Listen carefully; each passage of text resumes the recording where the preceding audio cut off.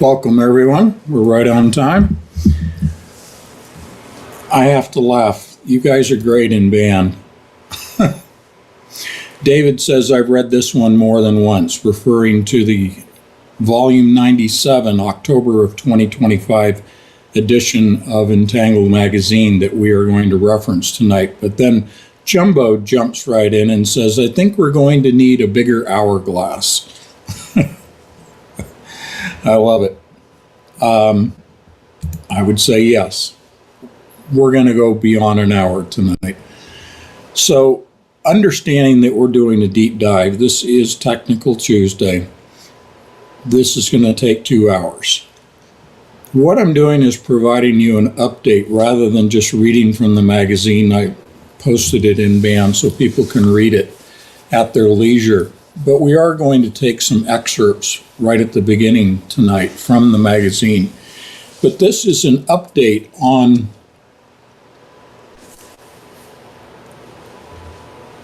cryptography, beginning with the discussion of Bitcoin and then stable coins and then DNA and DNA in the blockchain system and DNA used in the blockchain system as the digital ID, which all funnels down to one point. DNA in digital form, so digitized DNA, your genomic sequence of genes and base pair nucleotides reduced to zeros and ones, so digitized, will be your digital ID in the blockchain system built through cryptocurrency. So we go back up the funnel. But let's come back to the finer point at the end of the funnel, and that is digitized DNA. I'm not saying yours and mine, okay? Digitized DNA, the 0 and 1 representation of the genomic sequence of an individual, is the mark of the beast. How does that come about? Well, you know the answer to that. You have your PhDs. The mark of the beast is the alteration of human DNA.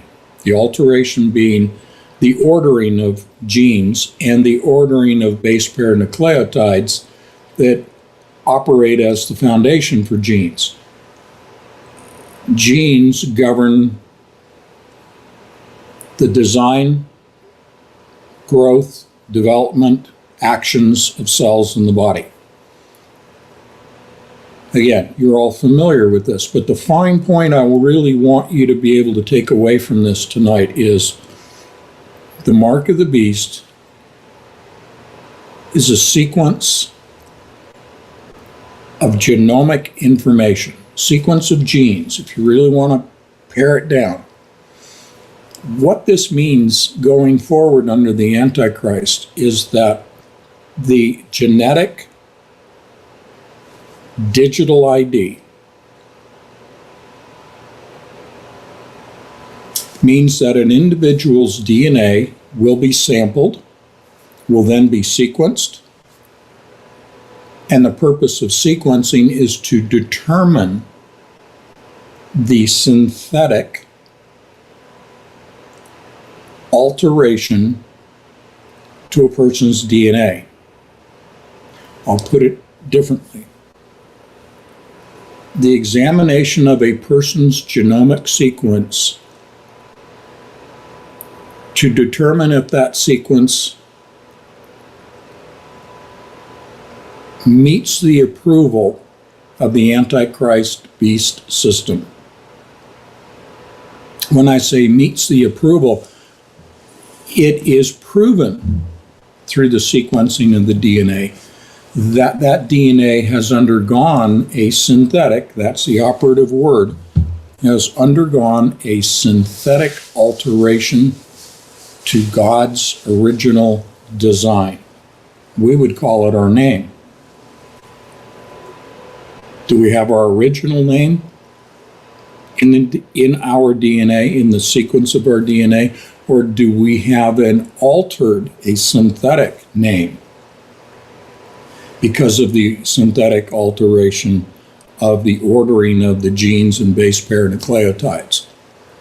So we're going to talk about crypto because crypto built out this infrastructure system. We're going to look at stable coins just as a quick review. But as we do this review and I read these excerpts and I talk about cryptography and I talk about Shor's algorithm and RSA encryption and quantum computing, quantum annealing computing from D-Wave and quantum gate model quantum computing from D-Wave, understand that all of these are the tools that will be applied at the very beginning in the discussion of accessing the beast system under the Antichrist. This is really blowing out in technological specifics for you what it means in Scripture to say that no man may buy or sell save he who has taken the mark of the beast. This is applying the technologies to fill in what Scripture is saying at a very high level. Access to the beast system begins with the mark of the beast, which means the examination of the sequence of DNA in an individual. If that sequence meets the approval of the beast system, then they have access to buy and sell. If it is the original God-given sequence, the original name of an individual, then they are not allowed to buy or sell in the beast system of the Antichrist. We're right on top of it right now. And in keeping with we're right on top of it, I want to mention that the information I'm presenting tonight, some of it is review, some of it's retrospective, and I'll highlight it when it is. But I'm giving you a status report that just came out today about cryptography, about access to the system, by way of examining the vulnerabilities of Bitcoin. Vulnerabilities due to the rapid progress being made in quantum computing. We shared what they're talking about today in the October of 2025 edition, which is an exhausting edition to read through, and I know David said he read it twice. If you want to know more from a quantum computing and cryptological direction, what the mark of the beast is, that's what we're covering tonight. That's what's in the October 2025 edition. The 97th volume of the magazine. It's crazy. Or you can look at the biological aspects of the mark of the beast, the modification of the human genome. You put the two together, the biological, which is modifying the human genome, cryptography, quantum computing, encryption, the blockchain system, the infrastructure of the beast system, and access to that through the examination of the biology to allow access into the technological. You have to have the two. You have to marry the two. Otherwise, you don't have the complete picture. You have your PhDs. You have the complete picture. So there are many, many editions of the magazine starting in January of 2020 that have dealt with the biological. And we've gone through, even prior to 2020, talking about quantum computing. We began that in the first edition, the flagship edition, in June of 2017. We laid out quantum computing right there. Tonight, we're trying to pull it all together since June of 2017. So we're going to need a bigger hourglass. I love that. Quick update. We're going to do this on probably every live stream at the beginning. We'll talk about oil, situation with oil. The main thing I want to say is that we are still seeing a decrease in price. But understand, there's going to be a lot of media hype about the price being so low and saying, oh, we have plenty of oil. We have plenty of supply. Look, the price is driven, supply and demand. This is what the media will put out there. Don't be misled by that. The two factors I have cited several times. There is a glut of oil because now there is oil coming out of the Persian Gulf, but still it's a trickle. But there are well over 1,000 tankers that had been trapped in the Persian Gulf that are now being released. So it's almost like opening the floodgates and the oil is being distributed around the world. That's a temporary glut. Temporary is what you need to bear in mind as the media comes at you. This barrage of, oh, we have plenty of oil. In fact, we have too much oil. They're talking about sellers of oil are having a hard time finding buyers for the oil. And I mentioned this on Sunday. The problem is a lack of demand. Well, that sounds counterintuitive when all this supply has been cut off for so long, over 100 days, to say, oh, well, there must be a pent-up demand for oil. As I explained, the backstory here to demand, the drop in demand that's going on, which is actual, it is actually happening, is because businesses have closed their doors and they're not coming back. The damage has been done.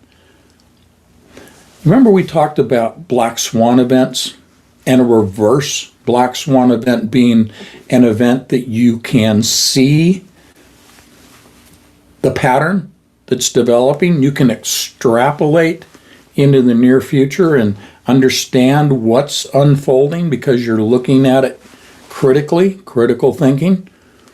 The black swan is loosely defined as an unexpected occurrence, an unexpected event that cannot be predicted.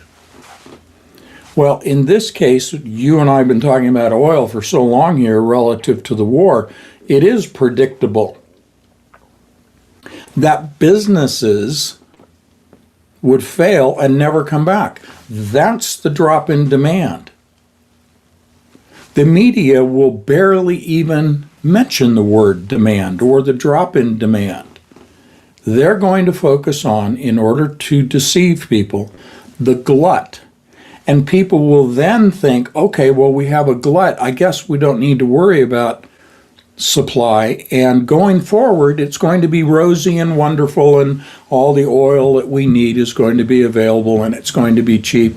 And all these people, like Anthony Patch, have been saying that the sky is falling and gas is going to go to $8 and $10 a gallon. There won't be any gas, there won't be any diesel available, and everything is going to shut down, and this is the reset.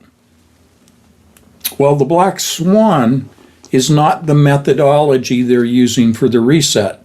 We will see the flipping of the switch of the internet, but the reverse black swan means we can see and predict what's going to happen. We can do the trend analysis. We understand that if you have two negatives going on, and a glut in oil is a negative because it drives the price of oil down, which sounds good, but the oil companies have to have enough profit to be able to extract oil, to first explore for oil, extract oil, refine the oil, transport it, and sell it. You can't do all that for free. Well, if the price, roughly speaking, in the United States oil industry,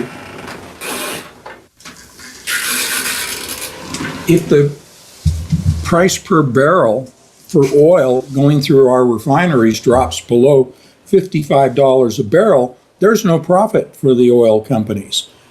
So the negative with the glut is they will reduce production because production is cost. There's a cost to producing, to refining.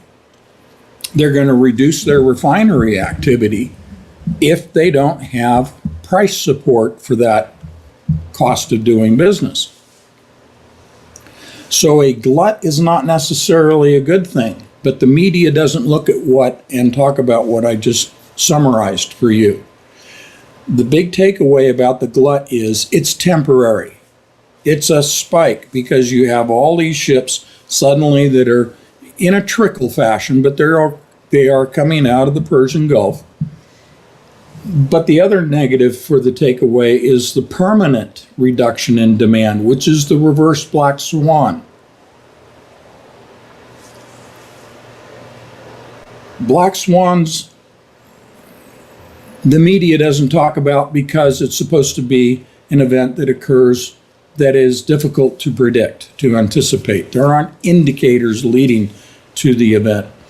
But as we see glut and we see demand permanently destroyed, that's a reverse black swan due to critical thinking on your part, and you can see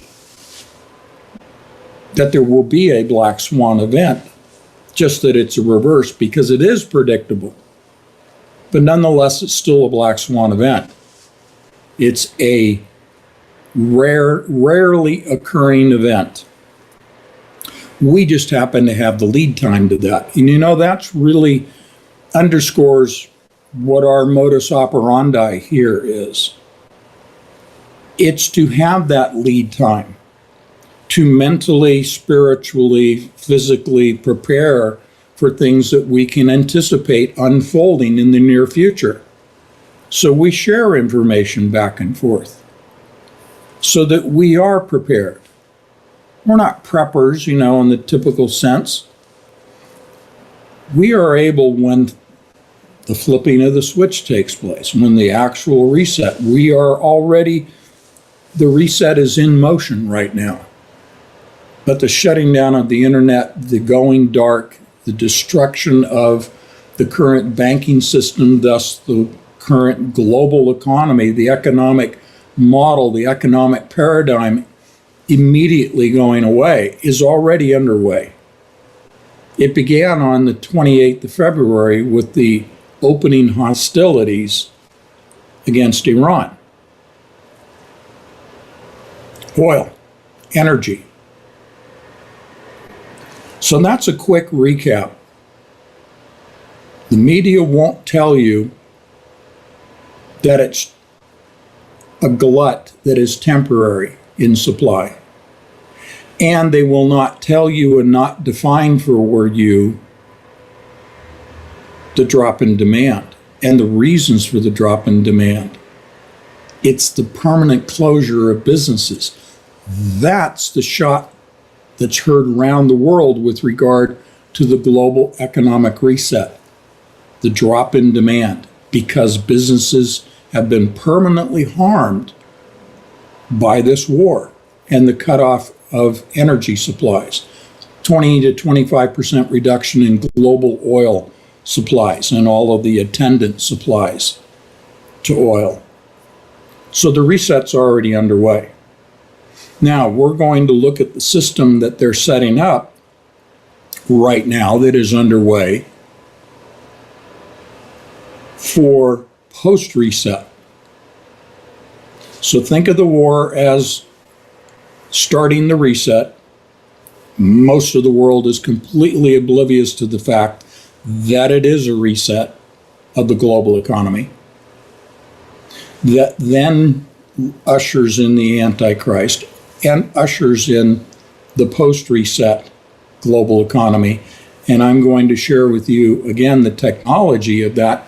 Most of this you've heard before, and it'll be a review for you, but I'm going to give you today's discussion on Bitcoin, cryptography, quantum computing, blockchain, which we, as we look at these components, understand the finer point at the end of the funnel is DNA, the sequence of DNA, the examination of that sequence to determine if that DNA has been synthetically modified,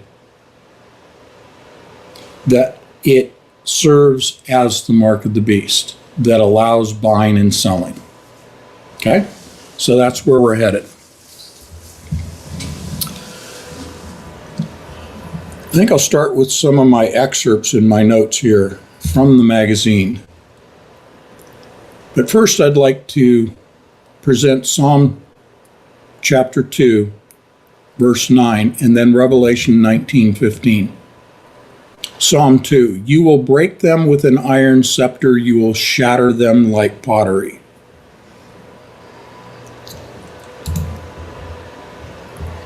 Where is David posted Jeremiah 19:11, and shalt say unto them, thus saith the Lord of hosts, even so I will break this people and this city, as one breaketh a potter's vessel, that cannot be made whole again, and they shall bury them in Tophet, till there be no place to bury. Thank you, David, for adding to it.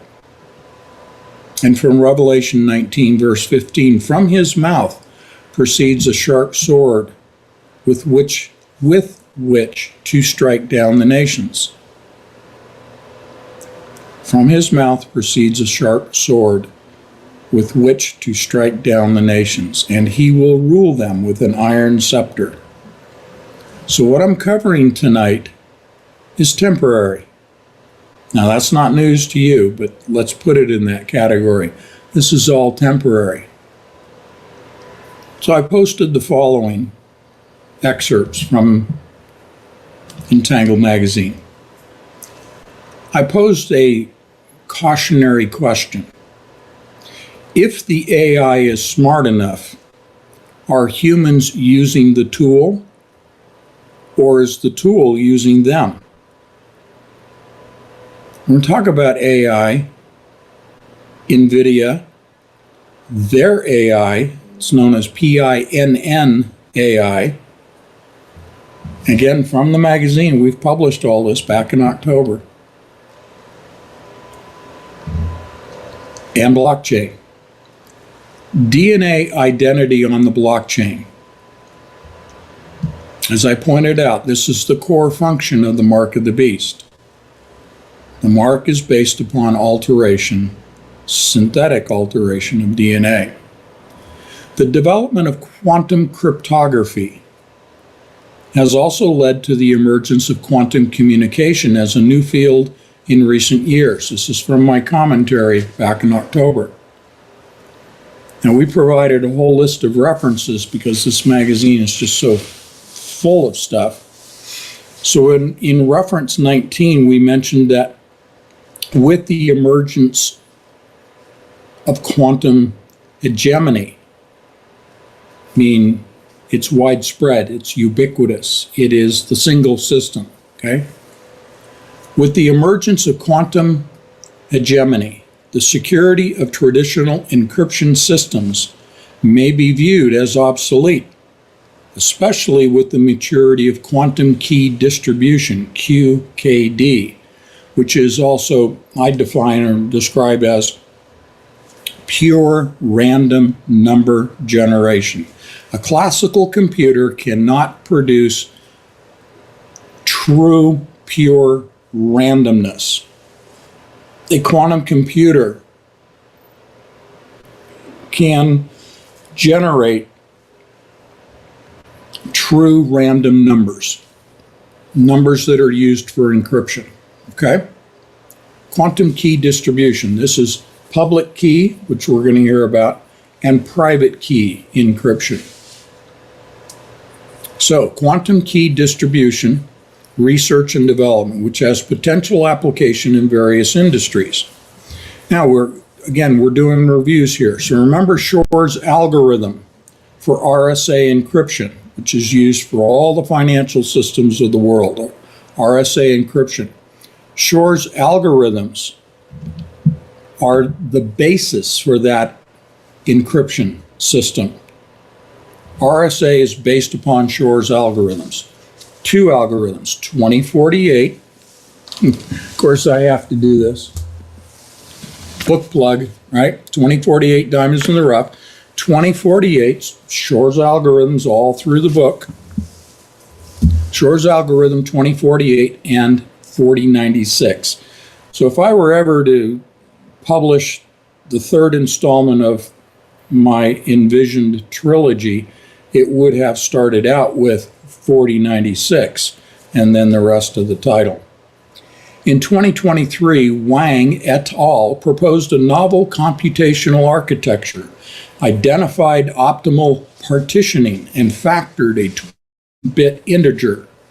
In 2022, Origin Quantum Computing, directed by the academic researcher Quankan Guo, wrote that quantum annealing computers, okay, that's what D-Wave builds, quantum annealing computers are able to factor numbers several orders of magnitude larger than universal gate model quantum computers. D-Wave builds both. They began with and have fully advanced and beyond all other competition, including Google and IBM, annealing, quantum annealing. This is based on energy, lowest energy state, ground state, to produce a probable solution. Gate model quantum computing is more like classical transistor-based computing. It is the simulation in software of qubits. In quantum annealing, you're actually heating and cooling, removing heat, removing energy from physical qubits. So one is software qubits, simulated qubits. That's gate model. The other is physical qubits with quantum annealing, okay?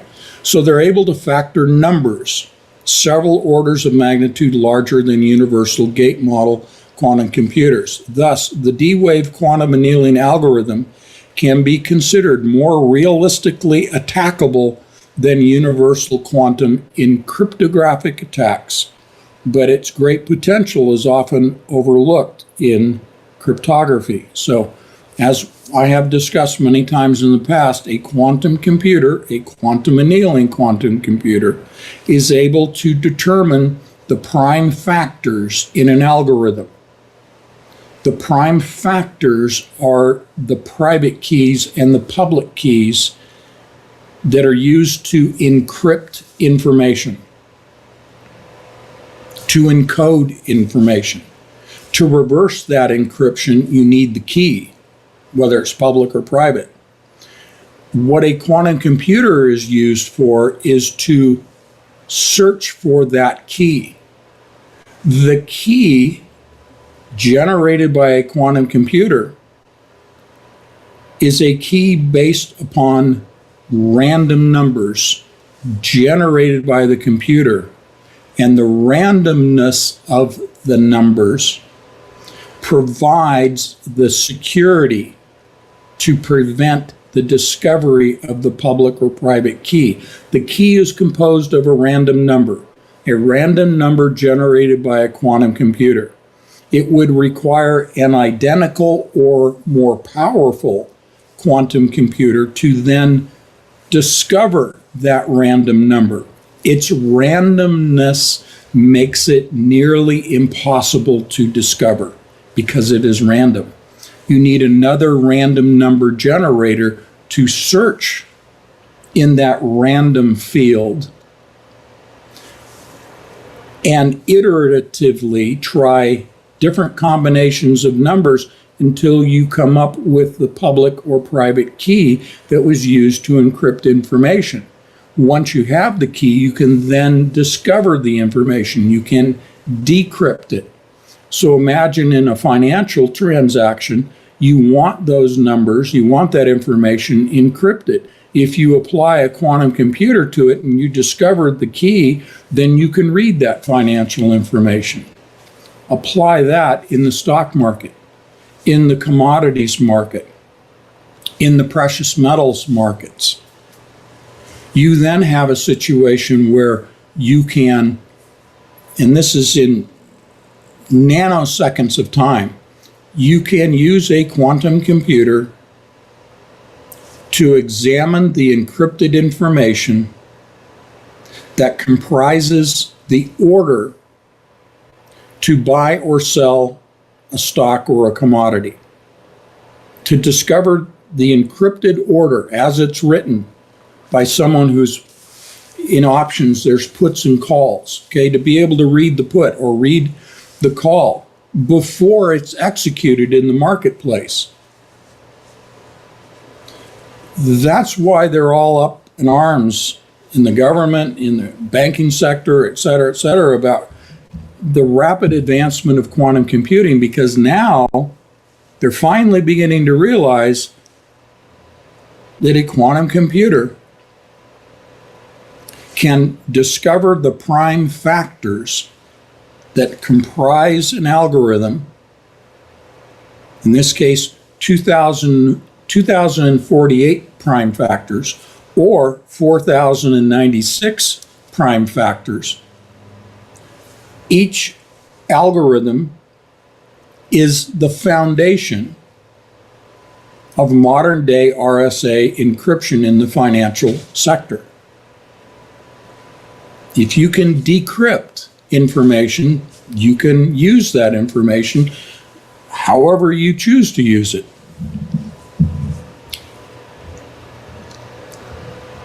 So let's talk a little bit more about Shor's algorithm. Again, we're using a longer hourglass tonight. This is from the magazine. In August 1st of 1996, the paper entitled Efficient Networks for Quantum Factoring by David Beckman and several other authors. The authors estimated that factoring a 1,000-bit number would take 1,000 to the third, this is to the third power, scientific notation to the third power. A 1,000-bit number would take 3 times the 1,000-bit number in time and require 5,000 plus 1 logical qubits.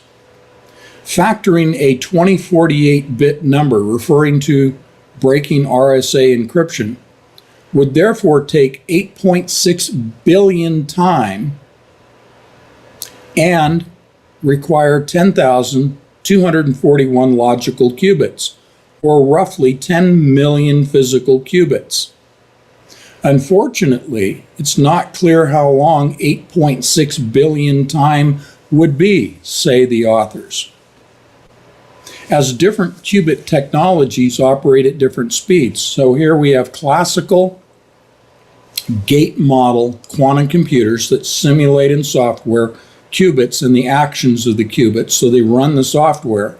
That is considerably slower than quantum annealing with physical qubits. So when they say 10,241 logical qubits, they could either be simulated in software, which is very slow, or you can do it in quantum annealing, both of which D-Wave is developing both types of computer operation.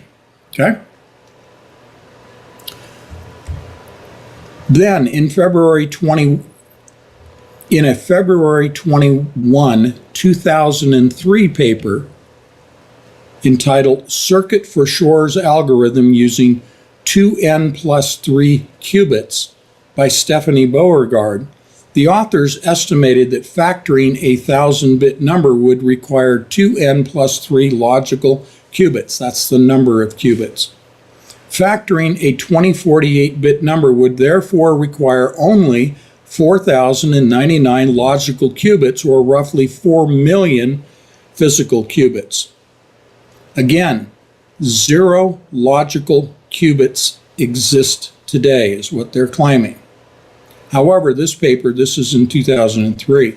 However, this paper nonetheless brought Shor's factoring algorithm closer to implementation.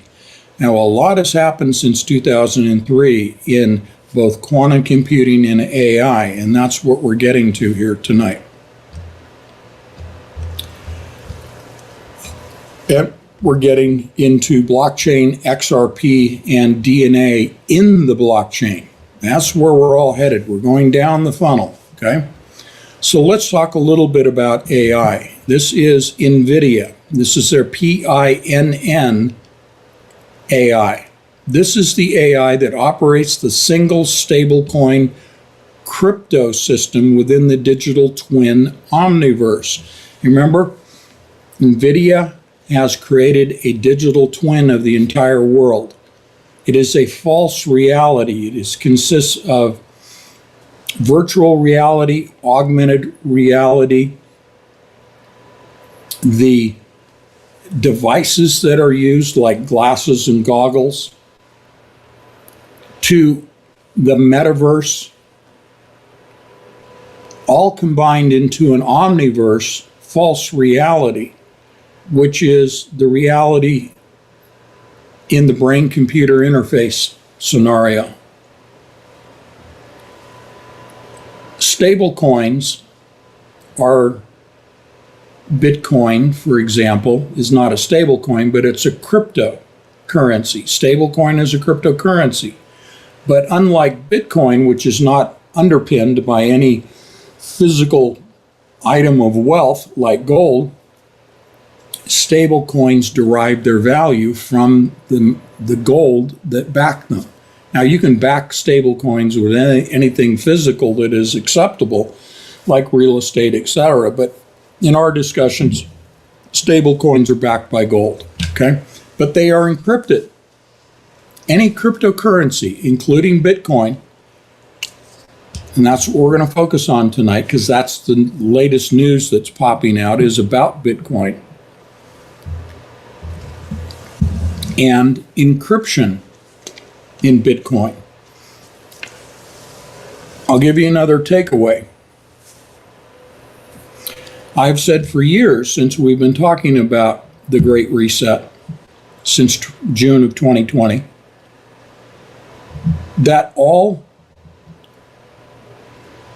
present day cryptocurrencies, including stablecoins, will be rendered obsolete by the reset, and post-reset, there will be only one cryptocurrency, and it will be a stablecoin backed by gold, and it will, as we are able to discern at this point, it will be China's digital yuan, which is backed by gold. It is encrypted. It is a digital currency. Because it's encrypted, it's vulnerable. The encryption that secures cryptocurrency, and cryptocurrencies were developed for the primary purpose of building out the blockchain system, the infrastructure of the beast system under the Antichrist. That blockchain system is fully developed now. I mean, it's continuing to build and spread, but its operating system is fully developed, and it's encrypted. Cryptocurrencies have done what they were designed to do: build the blockchain system. Blockchain is encrypted, cryptocurrencies are encrypted. That's the system that the system is dependent upon, encryption. Because it is dependent on encryption for its security, its operational security, and defining access to that encrypted blockchain, defining access by way of a person's DNA, that encryption is presented as the security measure, as it's unhackable, that it cannot be defeated, that it provides ultimate denial of participating in buying and selling because of its encrypted nature.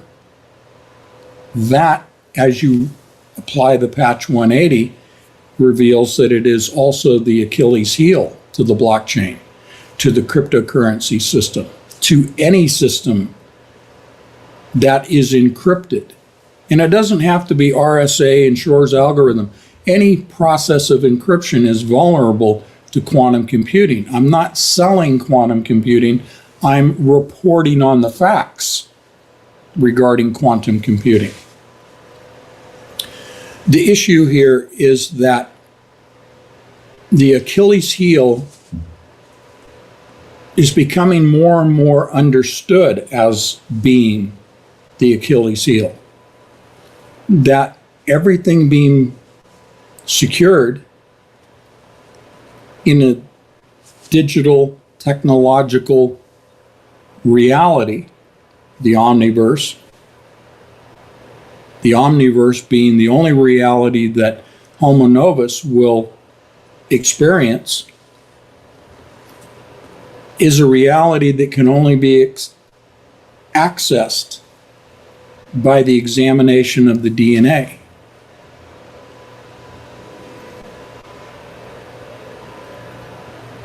But that system is vulnerable to the very system that runs the omniverse.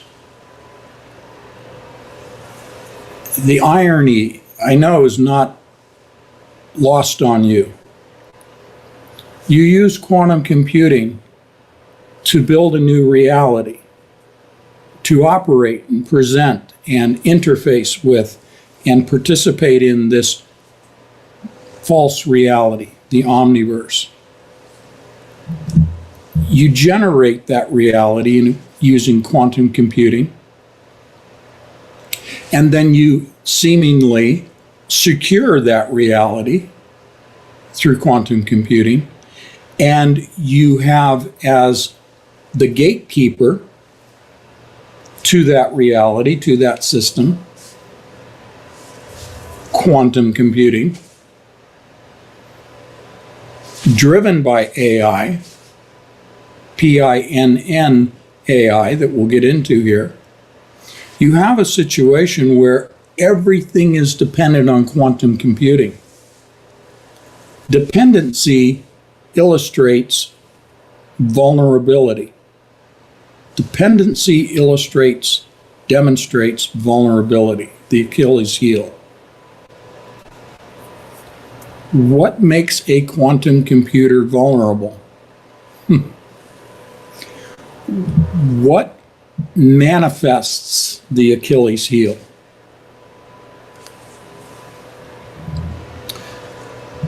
Quantum computing, in the same vein and discussion of being a random number generator, its origins in geomancy. Geomancy is random number generation, okay? You have a random number generator that produces numbers, produces what are categorized, accepted by man as the correct answer. That we are to trust that the answer, the solution provided by the computer, which is in the Antichrist system, is an artificially intelligent quantum computing system. That whatever, let's call it just the AI, you know that the AI I'm talking about is operated by quantum computing. So when we say AI provides a direction, provides a task, provides an answer, provides a solution, provides a deposit into a digital wallet, and so forth and so on. The acceptance of that solution or direction is that we're trusting AI, which means we're trusting what the quantum computer is producing. What is not explained, what is not understood by Homo novus, is that the answers, solutions, directions, orders are nothing more than probabilities. You've heard this 1,000 times from me.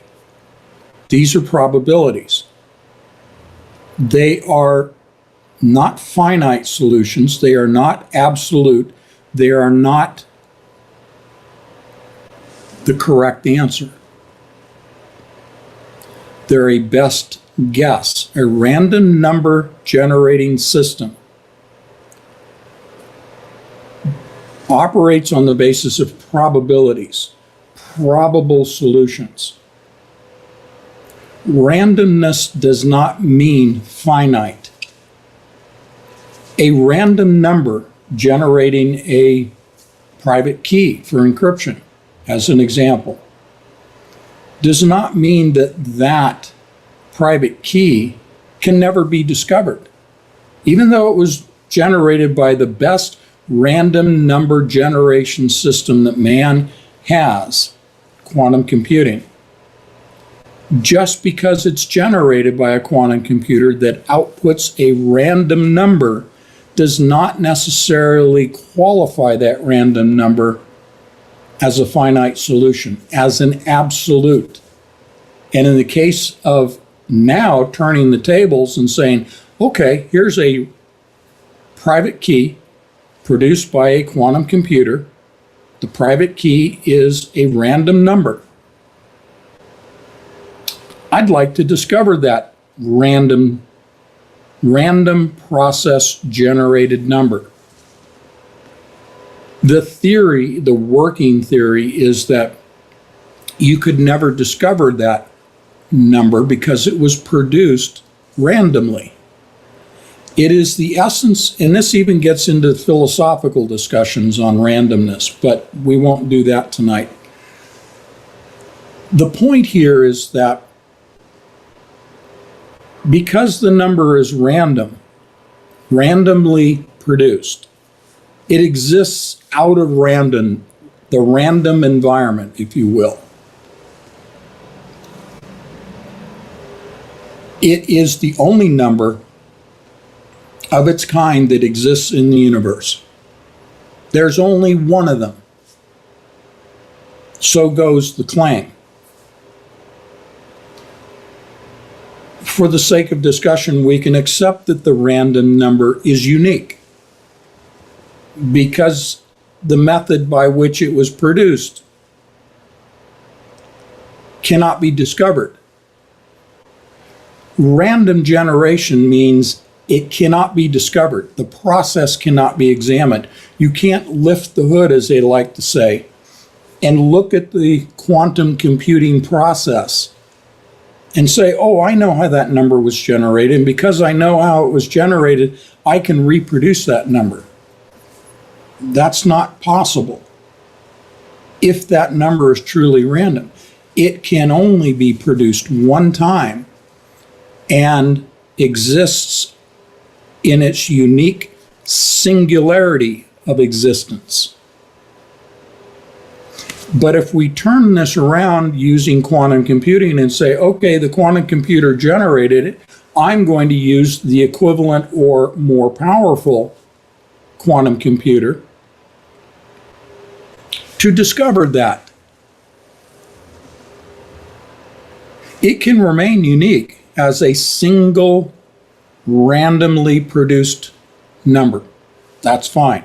That number can sit there and be unique. The number only exists because a quantum computer output that number. It didn't discover it. It generated that number.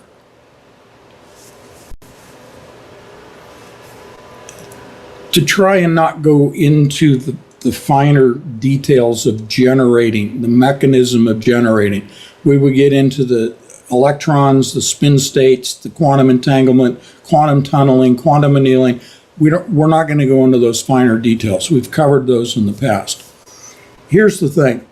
I'm taking a quantum computer of equivalent or greater capability, and I am trying to discover the existence, the presentation of that random number that by its existence as a randomly generated number, a unique number, that's what we accept, that it's a one-time number. We're accepting that. Because it exists, it can be discovered. If in science, in cryptography, in quantum computing, in finance, and all this other, they say random number generator. Okay, that means that's a product. You're generating something. Therefore, you're bringing something into existence. That number, which serves as a private key to encrypt digital information, in other words, to scramble it, that number, because you're using it for encryption, you're using it for a purpose, means when you reverse that, that number exists because you're using it. It's like a tool.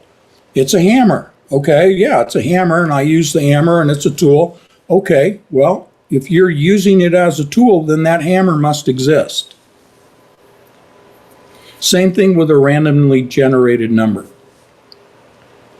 What I'm getting at is because that number does exist, that's what's accepted.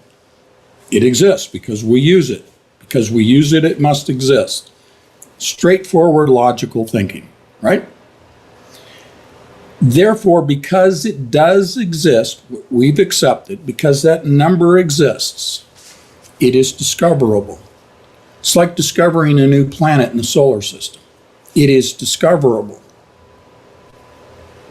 You need a tool to discover it.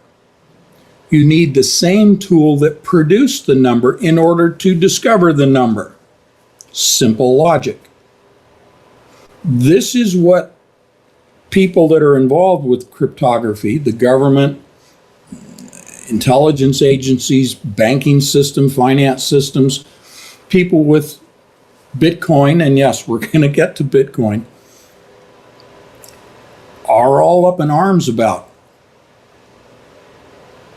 They were up in arms about it long before October of 2025 when we published this lengthy magazine about it. But now it's really, there's a sense of panic setting in. Why? Why the panic? Quantum computing's been advancing. People know about it. Da, da, da, da, da. It's the advancement of AI. Remember the symbiotic relationship? Quantum computing advances on one timeline, but it's identical in the parallel timeline of quantum computing development and AI development. As AI advances, it then helps to advance quantum computing. As quantum computing advances, it helps AI to advance. It is now the AI that they're acknowledging that has that ability to discover this number. We put it in the sense of it's embedded in Shor's algorithm 2048 or his second algorithm 4096, which mean there are prime factors that take so much computational power, energy, and time to discover all those prime factors in the algorithm that it is not practical. We're talking time primarily, but time, energy, sophisticated computing system. It's not practical to discover that number that serves as the private key. But along comes AI, and it's advanced to the point now where AI and quantum computing joined at the hip together now can discover all the prime factors in both of Peter Shor's algorithms, which makes all of the security systems that use those algorithms as their system of encryption, of generating not just one, but multiples of private keys.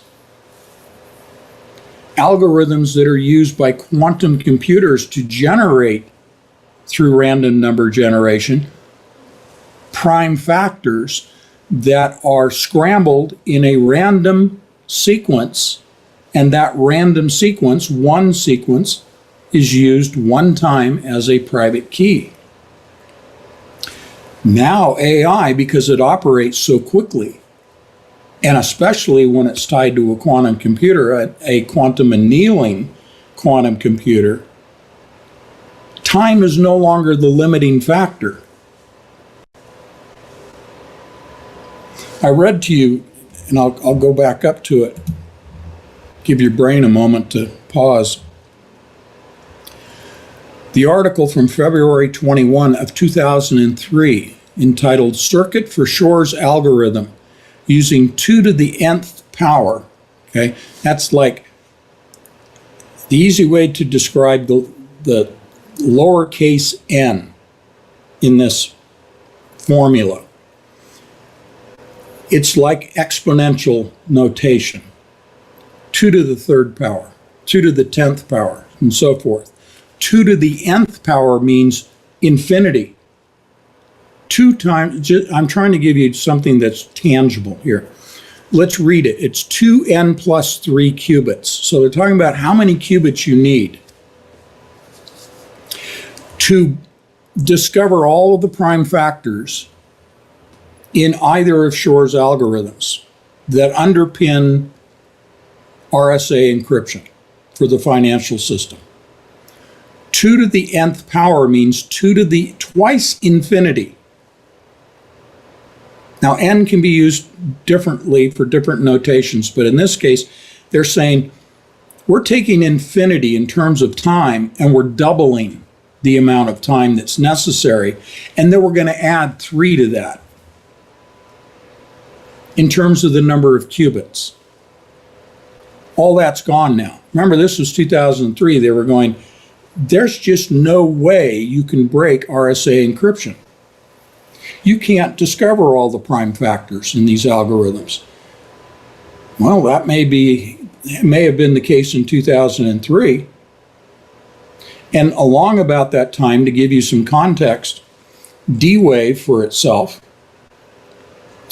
had a 16 qubit, physical qubit, 16 qubit. It was in 2003. No, let me cut that back. It was 8. A prototype based on 8 qubits. Remember? Base 2 multiplication of the number of qubits. So their first prototype, 8 qubits and then 16, which matches the 16 prime figures in geomancy. And then we go forward to 65,536, the 10th generation. Okay, so in 2003, there were basically about 8 qubits available for a quantum computer. So in that context, they're looking at it and go, this is just a mind-blowing, inconceivable amount of time that would be necessary for even this quantum computer to discover all of those prime factors.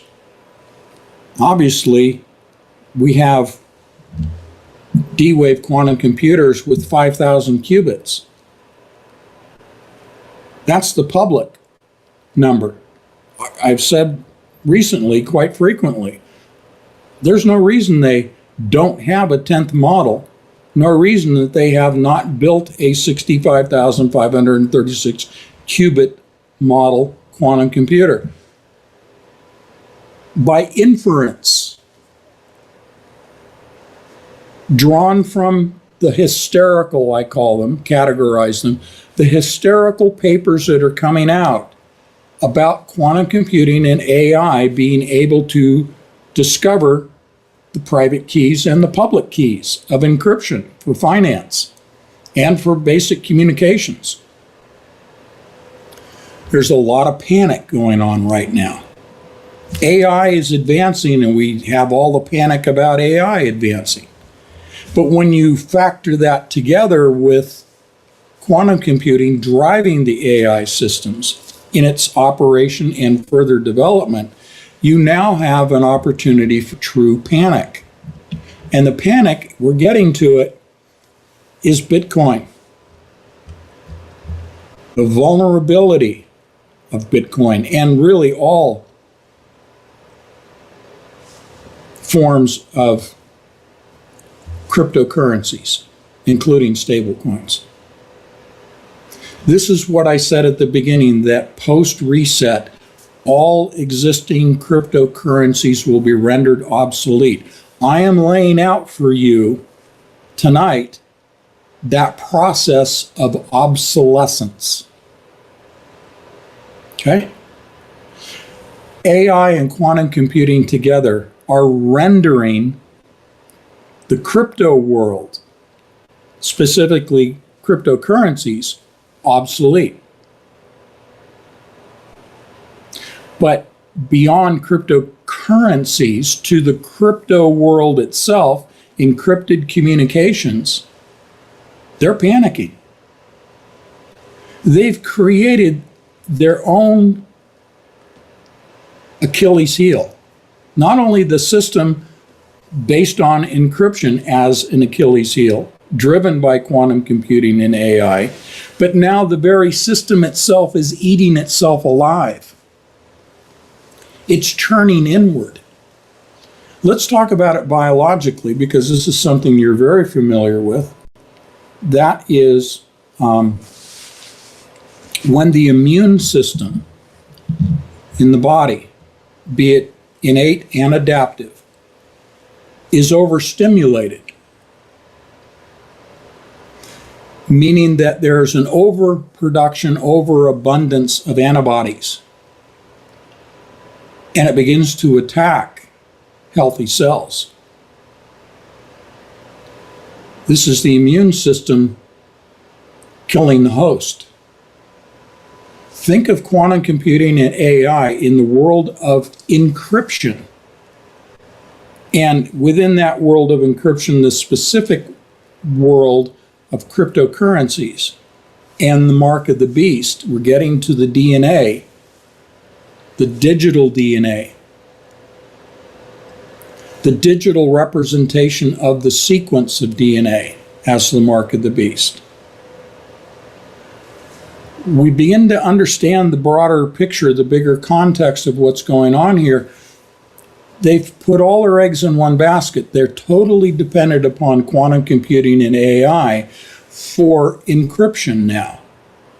But the very system they built, the analogy being the immune system and the overstimulation of it, now turns the immune system, turns quantum computing AI that produces the encryption, produces the random numbers, produces the public and private keys that form the basis for encryption of information. It turns those machines on itself. The process is discovering those random numbers that do exist. We know they exist because they're applied. So the inference a few minutes ago I was briefly mentioning is this. I infer that there's a 10th model quantum computer at D-Wave. 65,536 qubits arranged in a 600 cell tetrahedron, a spherical quantum computer. I infer that it exists because now it is being acknowledged that AI and quantum computing can break Shor's algorithms. It can discover the prime factors in those algorithms.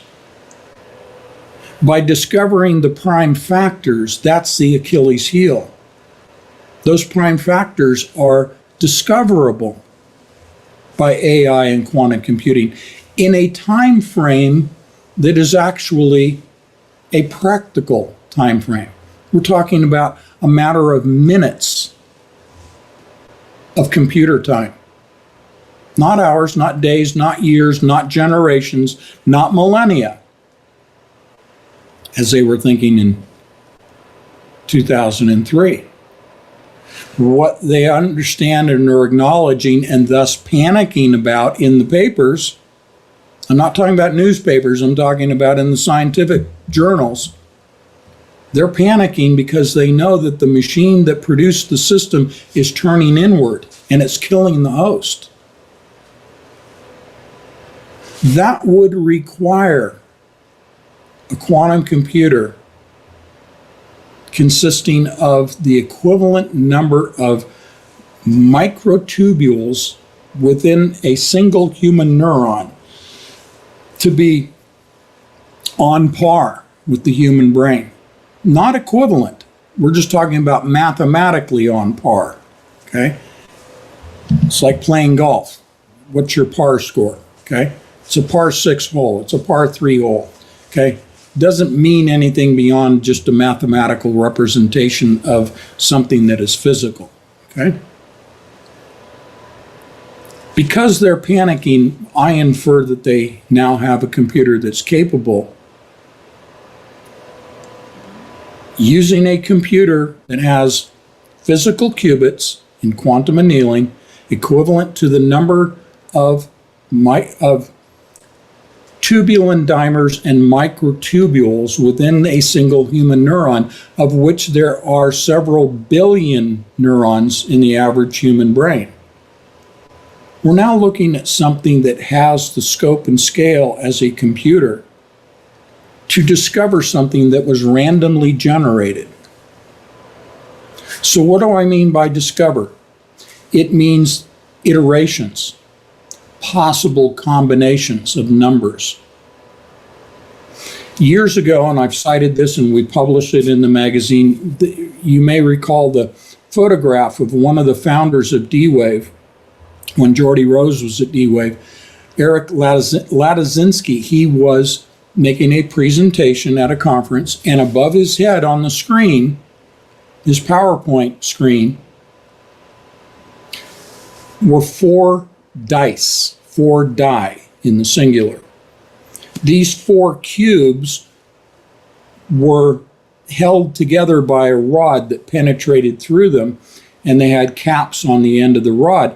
And so you could, someone holding that rod at each end,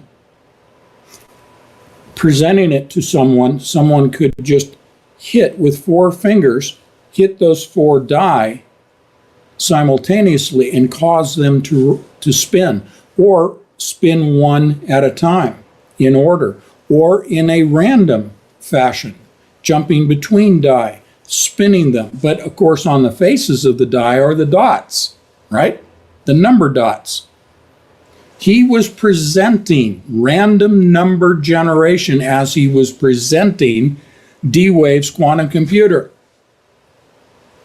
I would venture to say that most of the people on that audience, even though they were mathematicians and scientists and programmers, were looking at the 4 die, which dated back, let's just say, to the Roman times. I don't know.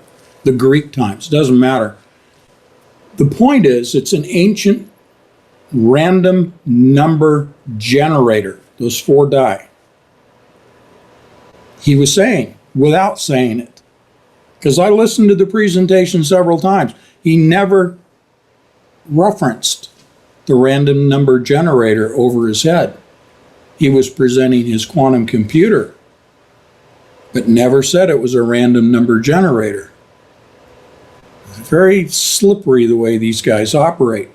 But that's the problem now, is that they're using the same tool that generated the private key to discover the private key.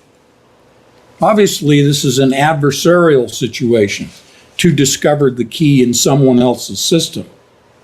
So back to PINN AI from NVIDIA. So PIN AI is built into NVIDIA's Physics NeMo toolkit. NeMo, Matrix, right? I mean, they do this on purpose. It's their stupid sense of humor. Physics NeMo toolkit combines deep learning with physical laws like fluid dynamics or thermodynamics to simulate real-world systems. Instead of relying on data alone, PIN uses known mathematical equations to ensure AI predictions. See, AI predictions. These are not finite answers. When talking about AI and predictions, they're talking about quantum computing running the AI algorithms. These are AI algorithms embedded in a quantum computer. Okay?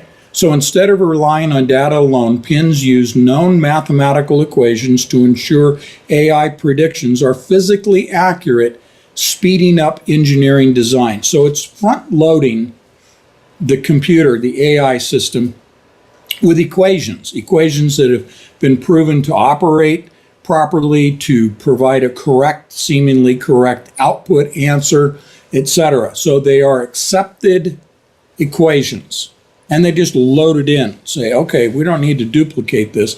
These are known equations in physics. We'll just put them all into the AI system. That's what PIN is.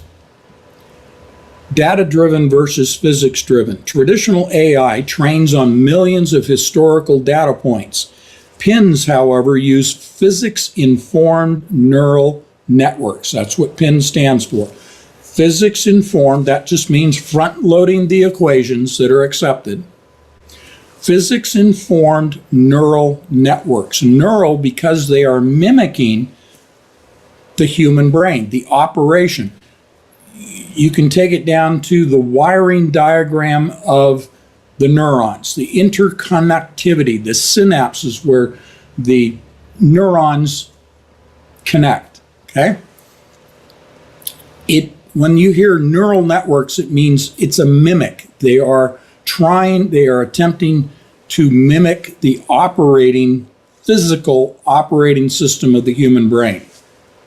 Neurotransmitters are chemicals in the human brain. Neurotransmitters carry the electrical impulses across the synaptic gap that serve as a bridge between neurons. Okay? Physics-informed neural networks that evaluate whether their outputs violate basic scientific rules, like the conservation of mass or energy. Again, these are accepted equations that represent accepted, proven physical phenomena. Okay? Loss functions. PINs use a specially designed loss function that penalizes the AI if its predictions break physical laws. The AI iteratively, and that means over and over and over again. It's like the 4 die. You keep spinning the dies as many times as you can. If you're trying to discover a random number, you are trying combinations of numbers, literally at the speed of light. Over and over is iteratively. Let's try this. Is that it? Nope. Let's try another combination. Nope. Let's try another combination. Oh, that one works. That's iterative. The AI iteratively adjusts until it fits both the observed data and the governing math. So the equations have to match up, okay? Blistering speed. Traditional simulations like computational fluid dynamics or finite element analysis can take hours or days. PINs can generate second-level answers, accelerating design iterations and digital twins. This is what drives the omniverse. This is the false reality of the Antichrist, okay? Data scarcity. They are excellent in scenarios where real-world data is scarce, expensive to obtain, or noisy, that means full of errors, or prone to generating errors is what noisy is, as the math guides the AI to realistic results. Unstructured data. PINs can work with complex arbitrary geometries without requiring strict traditional simulation mesh grids. So we think of the matrix, not just the waterfall cascading of digital numbers that you've seen, you know, the green waterfall numbers, but the mesh. We talk about typical simulations. The computer generates a mesh and then places data points on the mesh. This does away with the need for a mesh. Okay. Integration. It seamlessly hooks into NVIDIA's Omniverse, allowing engineers to visualize complex physical data in real-time 3D environments. So you have data that represents a structural component for an aircraft. Well, now it's kind of like computer-generated graphics. Now you have a three-dimensional hologram environment in which the engineer is in the environment, experiences 3D environment, and the component is there as well. The data is generating the part. The access to that omniverse reality typically is through the goggle headsets or Google glasses. Okay? In the coming brain-computer interface, 7G, you don't need the glasses. It'll be quantum entanglement initiated through 7G. We've covered that. So here's what I want to share with you about this PIN and the omniverse. Omniverse is a data-driven reality. It's a false reality. It consists of data. It's generating the graphics. This is what NVIDIA is all about. Computer gaming in the 80s, 90s, and so forth. NVIDIA was building graphics accelerator daughter boards that connected to the motherboard. We've talked about that. NVIDIA is generating AI systems using graphics accelerators. They call the H100 the black well. One word, black well. I'm sure you've heard that, but think about it. Blackwell. They choose their words very carefully, very specifically. There are deep meanings.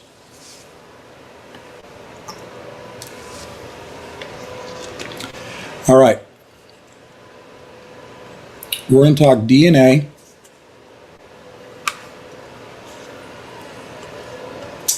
blockchain, stable coins, and data centers. So I want to give you a quick takeaway headline.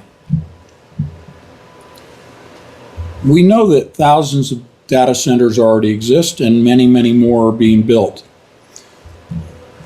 We just covered small modular nuclear reactors to power, to provide electricity for these data centers. Why? Why all the data centers? Is it simply as we have focused here and as the media has focused, data centers for AI? Well, of course, there's a lot more to the story than just AI.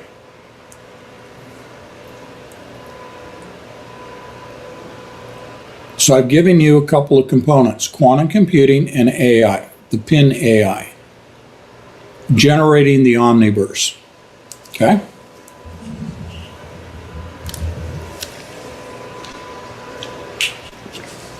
I can already hear what you're saying to me about the data centers.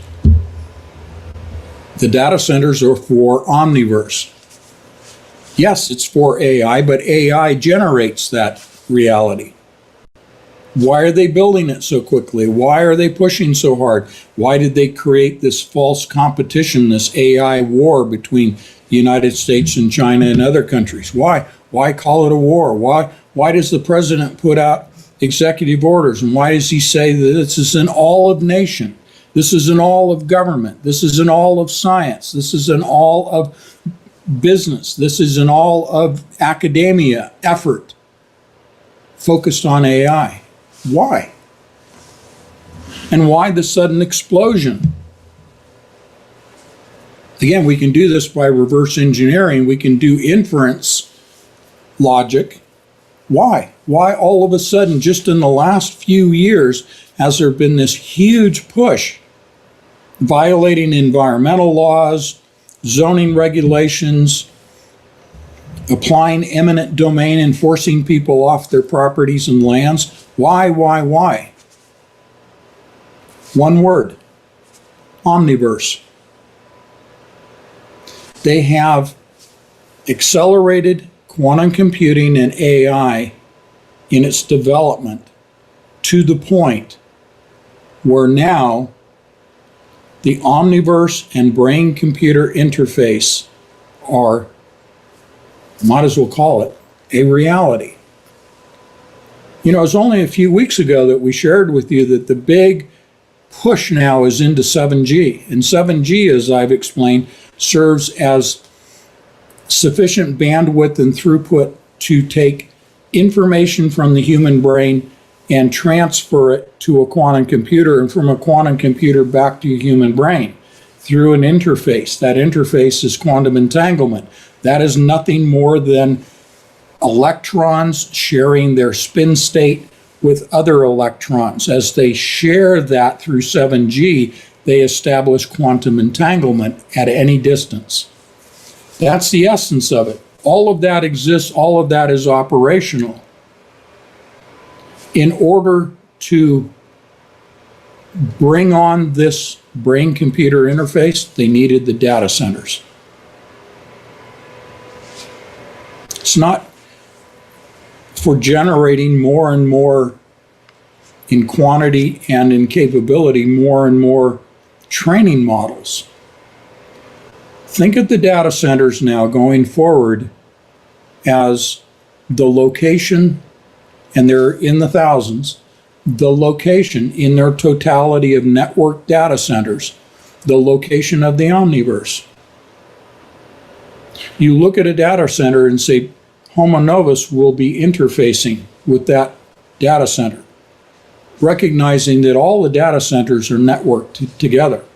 That's the essence of the internet. The internet is just a network. The data centers are networked. Combined in totality, they produce the omniverse. Why do you think NVIDIA's chipsets, GPUs, tensor quantum processing units, TPUs, tensor, which is beyond the graphics. Why is it NVIDIA? The omniverse, the Blackwell.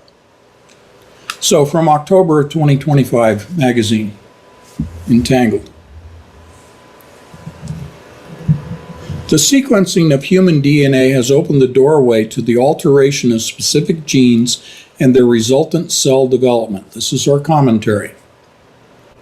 The latest paradigm in molecular biology is multiomics, an analysis approach in which data sets in multiple omes, O-M-E-S, such as the genome, proteome, those are proteins, transcriptome, those are the transcripts, epigenome, metabolome, and microbiome are all combined. Can you say omniverse in the human body? As stated, multiomics, the fifth to be listed here, is the latest paradigm in molecular biology. The remaining four are PIN AI, full stack data center computing.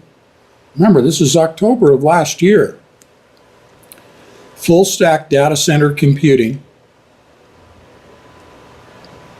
fixed in place data computing, Earth's digital twin omniverse and all that it encompasses, including Homo novus. That's the BCI. Now, added into this are stable coins. That's not in the magazine. I'm adding to it right here. Data centers house the single cryptocurrency under the Antichrist, which will be the digital stable coin, gold-backed Chinese yuan.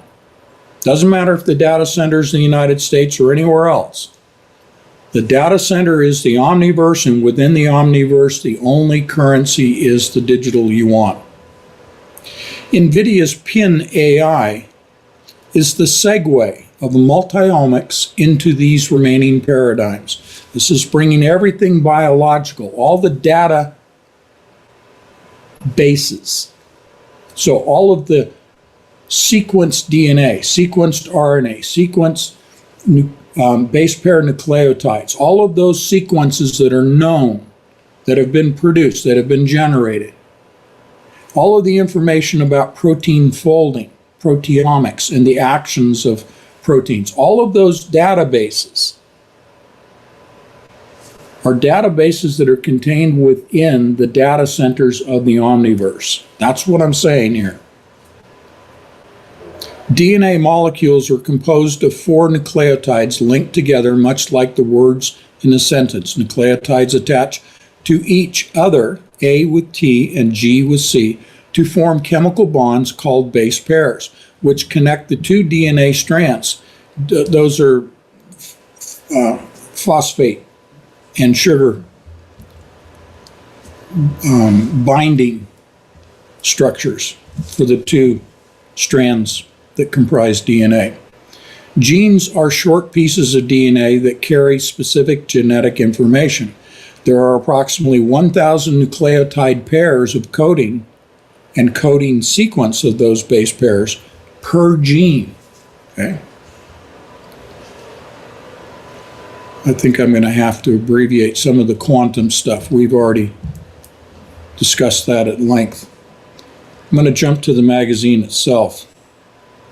So if you are looking for the magazine's October of 2025, volume 97, on the front is a broken key that has the label RSA on it, okay, set on atop a printed circuit board. The development of quantum cryptography has also led, I'm reading from the magazine, in the PDF it is number 35, the development of quantum cryptography has also led to the emergence of quantum communication as a new field in recent years. And then we went on with quantum key distribution. So I already read this to you. It's actually page 31 as it's marked in the magazine. That goes on to talk about 2048 and RSA. So if you want to find it, 31, 32, 33, we go on and on and on. And we talk about quantum annealing quantum computers on page 34 and going on from there. So let me jump up to the beginning of the magazine. The contents: agentic AI, encryption, MacroHard, that's the company that Elon Musk started that is operated basically by nothing more than AI-driven, AI-equipped robots. That's MacroHard. Colossus 2, Grok 5 AGI, continual learning, and then moisture-driven electricity, and finally the quantum day. What I've been talking to you tonight in terms of the panic that we're noting in the papers, in the media, etc., is quantum day. This is what is beginning today to become much more widely focused upon, more attention, is the quantum day. So the quantum day, just briefly, is the day at which all systems of encryption, including RSA, the Peter Shor algorithms, the day that quantum computing can discover that number that was randomly generated that is applied as either a public key or a private key for encryption. Quantum day. Bitcoin, which is where we're going to finish tonight. It's going to take us another 30 minutes. The early days of Bitcoin were not, those coins, when they were mined and issued, were not well secured. They were not well encrypted. The panic today in the Bitcoin world is that the public key, and that's just so stupid, why they use public keys rather than closely held, centralized, and secured private keys that only with permission, with validation from the blockchain, would a person be able to use the private key. Without validation, without confirmation of identity, means this is a public key that anybody can use. Most of, over 1 million of the original Bitcoins that were mined and issued we're protected, so to speak, with public keys. Quantum day means the day that arrives when a quantum computing system can discover the public keys, and beyond the public keys can discover even the private keys. That's why I gave you all that setup for the last hour and a half. Quantum day is a day when quantum computing can find all of the prime factors in the two algorithms that Peter Shor put together, which means factoring the primes, discovering the prime numbers in the algorithm. Okay? Quantum day. So we've covered encryption. I'm going to jump down to quantum day as we presented it. There are papers in here that talk about, hey, it's already been done. Maybe I'll have time to jump back to that. So power for data centers, we're talking small modular reactors in the magazine. We covered a lot in this magazine. I mean, it was exhausting putting it together. So in here is NVIDIA's H100, the Blackwell. That's on page 48. Colossus 2 becomes fastest growing AI data center in the world. That was dated September of 2025. It's on page 43. We talk about Grok and all those good things. Macro hard. We're getting there. Agentic AI and cybersecurity. What is agentic AI? A new frontier in artificial intelligence, from July of 2025. That's on page 36. Here we go. This is on page 23 in the magazine. A first successful factorization of RSA 2048 integer by D-Wave quantum computer.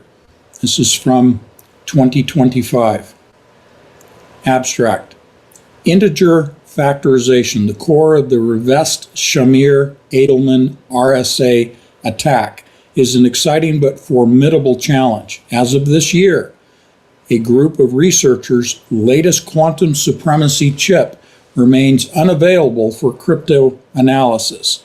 Quantum annealing has a unique quantum tunneling advantage, which can escape local extremum in the exponential solution space, finding the global optimal solution with a higher probability. Consequently, we consider it an effective method for attacking cryptography. So quantum tunneling means they can penetrate through the energy curve and arrive at the lowest energy state, the ground state, which is where the probable solution exists, is at the ground state. Quantum tunneling means you don't have to spend the compute time to raise the temperature, the energy level, and then refrigerate, cryogenically cool, remove energy, drop the temperature to millikelvin to a ground state to arrive at a solution. It's a shortcut. That is what a quantum annealing quantum computer can do to accelerate its processing time, to shorten the processing time by utilizing quantum tunneling. Gate model computers do not have the ability to tunnel. Okay, so that's further in a different discussion. Anyway, I wanted to show to you that quantum day has arrived already. Again, the date of that paper was in 2025. First successful factorization of RSA 2048. That's quantum day. Okay? All right. We're going to get to cryptocurrency here. So this quantum day is something that's been known for several years. In 2016, the National Institute of Standards and Technology, NIST, began its efforts to develop quantum-resistant algorithms.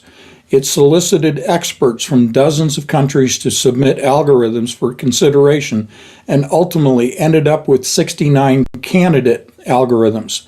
NIST invited experts to analyze and attempt to crack these algorithms to narrow the field. In July 5th of 2022, the NIST post-quantum cryptography standardization process arrived at 4 quantum-safe public key encryption and digital signature algorithms to draft standards around, playing a significant role in the third quantum revolution.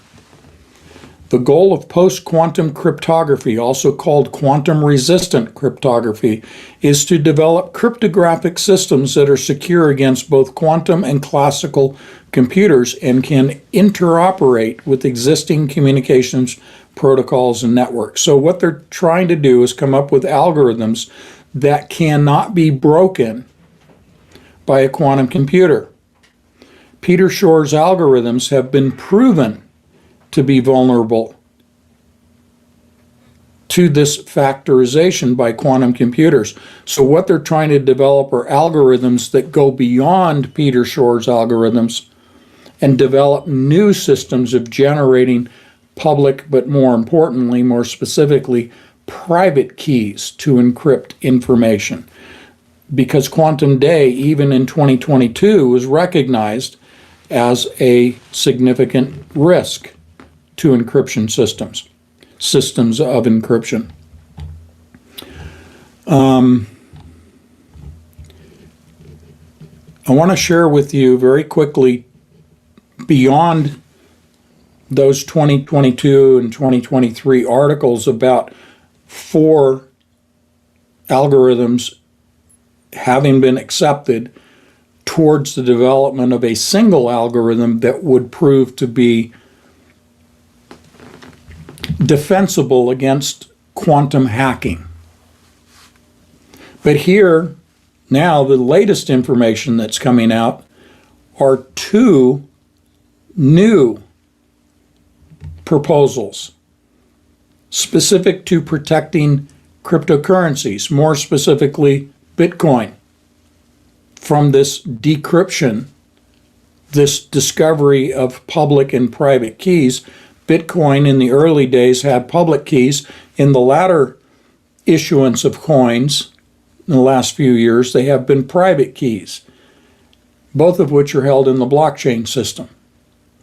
So going beyond just talking about NIST and algorithms, now we're talking specifically about protecting cryptocurrencies from hacking. So they have 2. They're called BIP360 and BIP361. This is the latest in this whole fury about AI driven by quantum computing being able to now, in a short period of time, discover the keys. BIP360, to enable pay-to-Merkle root, a proposed first step in advancing Bitcoin quantum resistance. Again, this is Quantum Day. The reason I'm sharing this with you is all of this algorithm for security, all of this programming for protecting private keys from quantum computers and AI, what it's illustrating for you are the deeper components that are put in place to deny access to buying and selling, denying those that have not taken the mark of the beast, whose DNA sequence, whose base pair nucleotide sequences being examined and discovered to be intact, God created original sequences, that they've not been synthetically altered into homo novus. What I'm sharing with you here tonight is the denial of access for those that have not taken the mark of the beast. No man may buy or sell. This is the denial of access to that world of the omniverse post-reset under the Antichrist.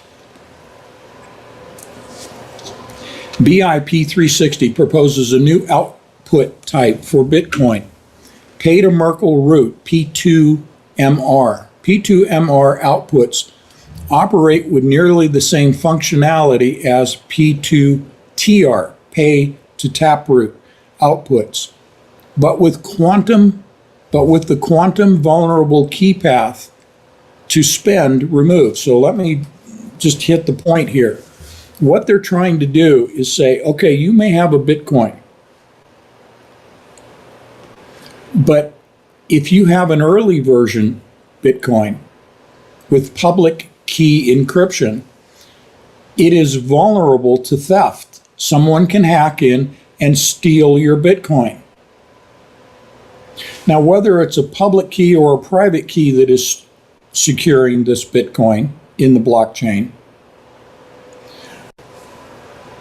if a system, a quantum computer AI system, were able to discover the key, whichever type, what they're trying to do is sort of like in football, an end run. They're trying to head them off at the pass. They're trying to cut them off. What they're saying here is that they are instituting coding that prevents that Bitcoin from being spent. Therefore, the value of the Bitcoin, because it cannot be redeemed, it can't be used, it can't be spent, that Bitcoin now goes to zero value. It's useless. Yes, the owner of that, who paid for it, still retains ownership. But if it is stolen through hacking, the new owner, the hacker, cannot do anything with that Bitcoin. They can't redeem it. They can't use it to purchase something. And again, this is for the early years of Bitcoin that are the most vulnerable. All right, let me jump right through this. Bitcoin's most pressing quantum vulnerability, which is defined as quantum vulnerable addresses. So these addresses are vulnerable. They're just going to put in what I would call a patch. God's sense of humor. In repairing software coding, you put in a patch. It's a section of code, literally, that is inserted. It's a patch, okay? This is what they're doing, is denying the use of that Bitcoin, use by a hacker. That line of code is a patch that renders that Bitcoin unsellable, unredeemable, okay? It's a short-term fix. Let's go to 361. Bitcoin Improvement Proposal, BIP 361, is a draft proposal designed to migrate Bitcoin away from the vulnerable legacy cryptographic signature. So legacy means in the past, those were the first generation Bitcoins that were mined and issued, mined and awarded. Vulnerable legacy cryptographic signature. So that is ECDSA Schnorr, they call it, not Shor algorithm. Schnorr is close to that, but it is not Peter Shor's algorithm, but it sounds like it. To quantum resistant alternatives, ultimately freezing unmigrated coins. It outlines a phased, time-locked approach to secure the network against future cryptographically relevant quantum computers. What this means is, in this proposal, they're saying, okay, if you have legacy Bitcoin with public keys for encryption, you can move those Bitcoins into a public key area in the blockchain. You have to migrate your Bitcoin to a safe location that is protected by public key encryption, and one or four acceptable by NIST algorithms that they determine that those algorithms are quantum proof, that a quantum computer cannot discover the prime factors in those new algorithms that go beyond Shor's algorithms.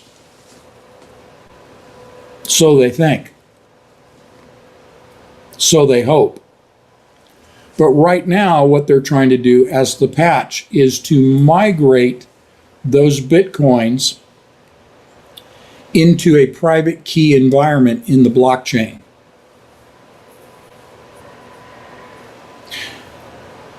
Prior to freezing, or I should say, the freezing prior to the migration. So before the owner of these Bitcoins moves them into a private key protected area, those Bitcoins, numbering in the millions, are frozen. They cannot be sold, redeemed, traded, or used to purchase something. They're frozen until the owner of those coins moves them. Okay? If this process is implemented, the freezing and then the migration, if implemented as currently drafted, millions of legacy Bitcoins, including Satoshi Nakamoto's, he's the figure who's never actually been personally, physically identified, presented. The legend, so to speak, in Bitcoin is that Satoshi Nakamoto was the one who created the coding, the language of Bitcoin. So millions of legacy Bitcoins, including Satoshi Nakamoto's estimated $70+ billion stash, would be permanently frozen and locked away to protect the broader ecosystem from potential quantum theft. So they're going to give people an opportunity to migrate. Again, this is all Antichrist system stuff. I'm not trying to help people that have Bitcoin in any way. I'm just describing the facts of where they're at right now and why they're panicking. It demonstrates the development, the advanced development of quantum computing and AI, such that when we look at a specific application of those systems at the world of cryptography and more deeply the world of cryptocurrency and the resulting mechanism of rendering Bitcoin and all other cryptocurrencies obsolete. They are obsolete because of quantum day, because of quantum computing and AI being able to discover public and private keys. That renders those cryptocurrencies obsolete. I've been saying this for years. It's here. This shows you how close we are to the presentation of the Antichrist. Nearer to that in the timeline, how close we are to the reset. And we started tonight talking about oil and the temporary glut of oil and the loss of demand because so many businesses have failed because of a lack of energy, and those businesses will never reopen. So that demand and a temporary glut of oil, but then on the backside of the glut will be a scarcity of oil. We're extrapolating. Oil, the glut exists only because of how many ships have cargo that they have yet to deliver, but now they don't have anybody to sell the oil to because the demand is drying up. This is the precursor. This is showing us the reverse black swan, the inverse black swan. We can see the setup for the black swan event. We can see the flipping of the switch due to energy. Energy collapsing the global economy. Collapsing the global economy peaks the problem reaction solution. So on the other side of the glut is the realization that, hey, we're not getting really anything that's helping us coming out of the Persian Gulf. We haven't returned to normal supply on the backside of glut. And to compound the problem, not only do we have a lack of supply, but the demand. We have all these businesses that have closed. That's the peaking of the reset, along with the wars, peaking of the reaction, I should say. That's how close we are to them flipping the switch for the internet. The backside of flipping the switch is a single cryptocurrency, they think protected by the systems that we just outlined tonight. And all these other cryptocurrencies going obsolete by what we presented tonight shows us how close we are to the flipping of the switch phenomenon. And then the solutions being presented, the lying signs and wonders of the Antichrist. This is all imminent, folks. We're seeing it play out live when we look at what's going on in the Persian Gulf with respect to the conflict, the war. When we look at Ukraine and Russia with the war. Russia's oil supply, refining supplies, transportation systems are being heavily hit by Ukraine in the form of drones. While Kiev is practically non-operational, the capital city now, because Russia's been hitting them so hard. But the impact on Russia has been felt in the oil sector. So this is all setting up for flipping the switch. And on the backside of that, the solutions, lying signs and wonders presented by the Antichrist, one of which will be the single cryptocurrency. All others are obsolete. I'm showing you the mechanism that leads to obsolescence right now. It's quantum computing and AI, which not only drives the cryptocurrency system, not only drives the blockchain system in its entirety, but drives the omniverse, the false reality, which is when the new Internet 3.0, goes live under the Antichrist. This is the brain-computer interface false reality, the omniverse, driven by quantum computing and AI. The interface provided through initial entanglement by way of 7G, sharing of the spin states of electrons between the human brain and quantum computer AI systems. Then they're locked in. Homo novus is locked into the omniverse. Okay?